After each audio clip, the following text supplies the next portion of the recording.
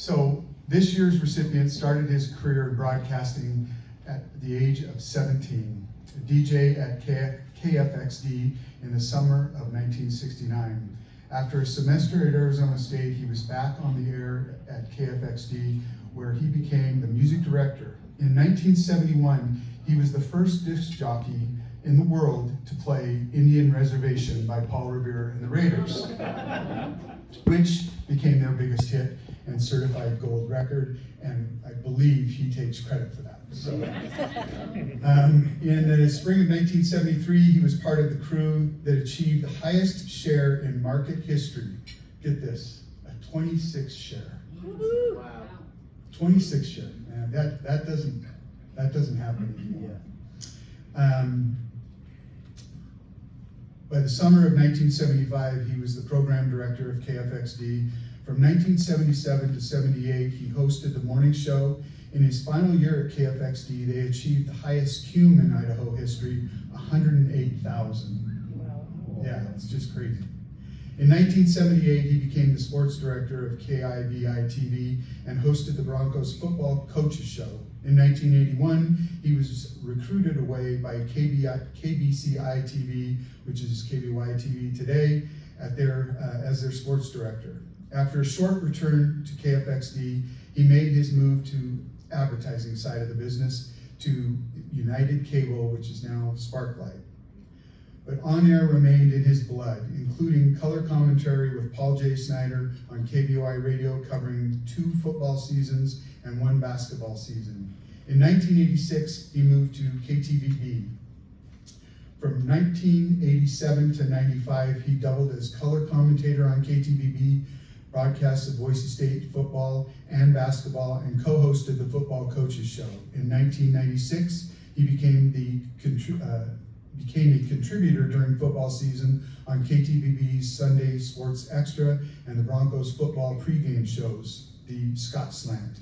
In 2000, the daily Scott Slant segments were added to KTIK Sports Radio and on 670 KBY and continues to air on both stations today. The Scott Slant Sports feature became so popular that by 2001, the feature aired on KTVB.com and KTIK.com. From 2005 to 2009, he had a second stint as color commentator on KTVB and KTVB broadcasts of Boise State football. This included the 2008 Boise State undefeated season where ESPN2 picked up KTVB's telecast of Bronco-Nevada game. Please join me in congratulating the 2024 Lifetime Achievement Award, Tom Scott.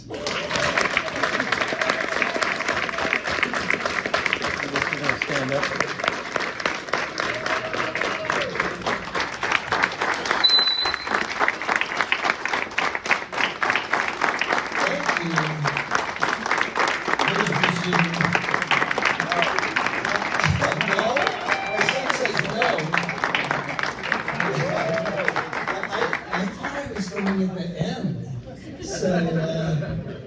This is a surprise, but it's just an incredible honor to receive this award. It's the hanging around for a long time award, which I told many of you tonight, but I'm really honored.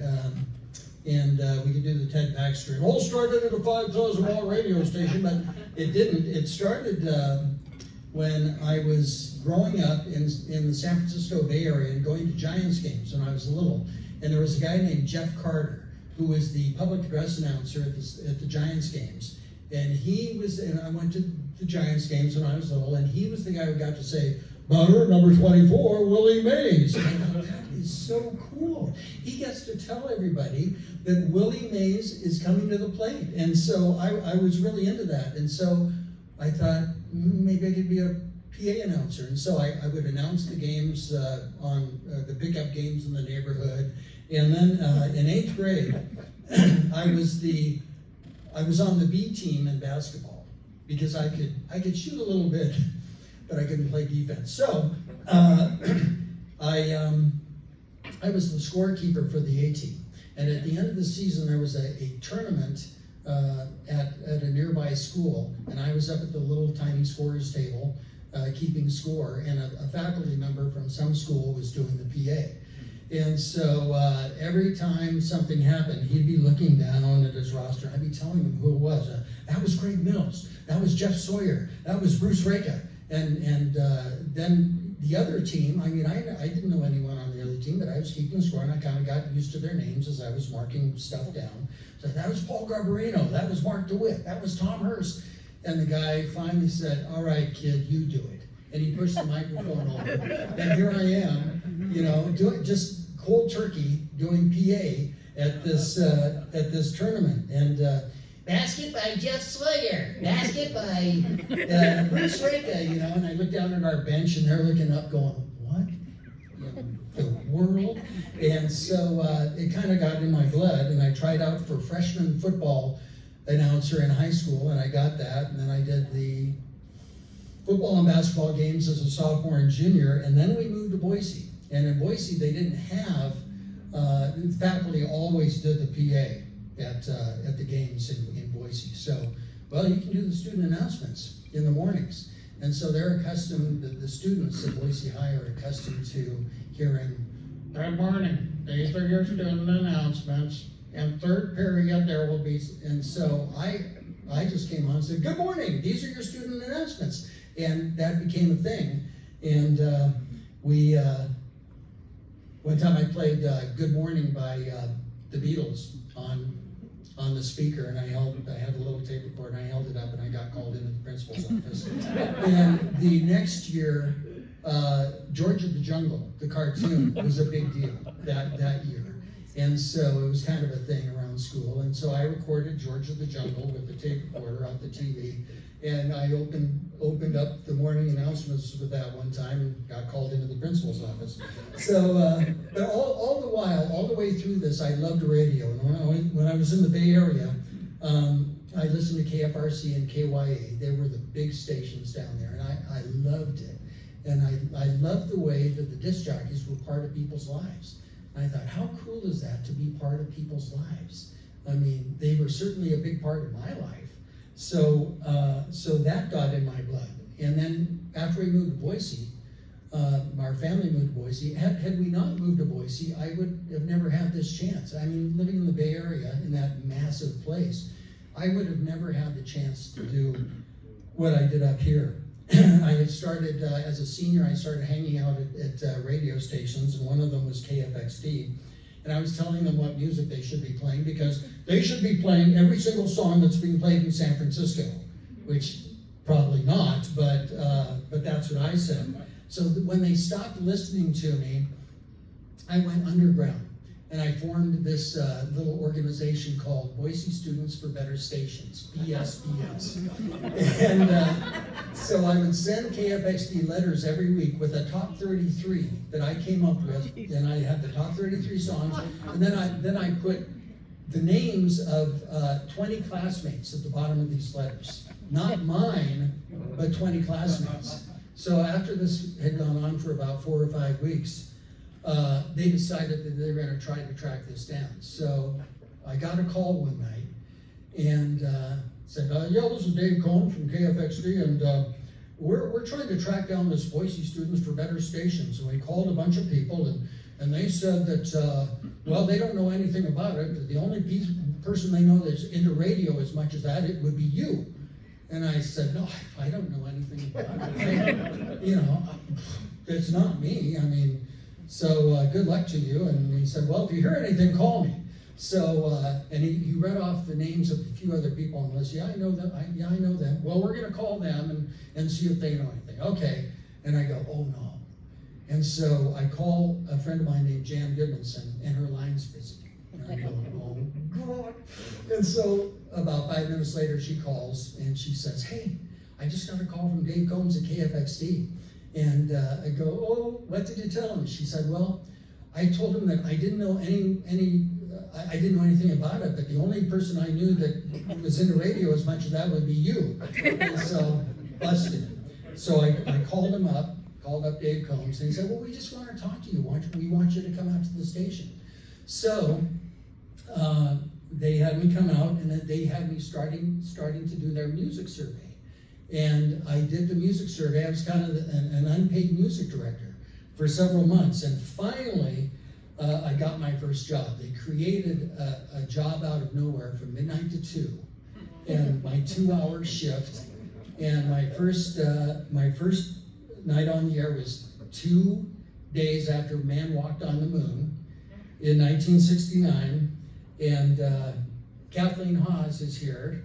She was around at that time, and I knew that I didn't know how many people were listening to that first show, but I knew I had one listener. So that was a big deal. But you look back on the KFXD years, and in the 1970s, I was so lucky to be part of radio at that time. It was a magical time. Legacy top 40 stations were a thing in every market, and we were the one here. And you had, a single radio station, a little brick house on the South Hill, south of Meridian, and there were more than 20 people working there, live jocks 24 hours a day. We had that 26 share. Wayne Cornells was the general manager, and many of you know of him. If you don't remember him personally, he was a legendary general manager who went on to be a bigwig at the National Association of Broadcasters. His daughter Carrie is here tonight, and Carrie was a little 8-year-old rugrat running around the station. But it was an incredible time in radio in the 1970s. 1978. I went from the morning show on KFXD on a Friday to the 6 o'clock news on KIVI on a Monday. And that was a cold turkey shock, but it was also a fun time to be a sports director. During that time, I was doing PA for Bronco football. And in 1985, I got a call from Paul Jay. And it seemed that Bob Rosenthal had too much on his plate at KBOI and just couldn't go on the road anymore to do the games with Paul Jay. So Paul Jay asked if I would do the games with him. And Bob said, yeah, that would be great. And so Bob and I switched places. And Bob, to this day, is the PA announcer for Boise State football. You are going into your 40th season. Did you know that? Bob Rosenthal. And doing the games with Paul Jay was too much fun.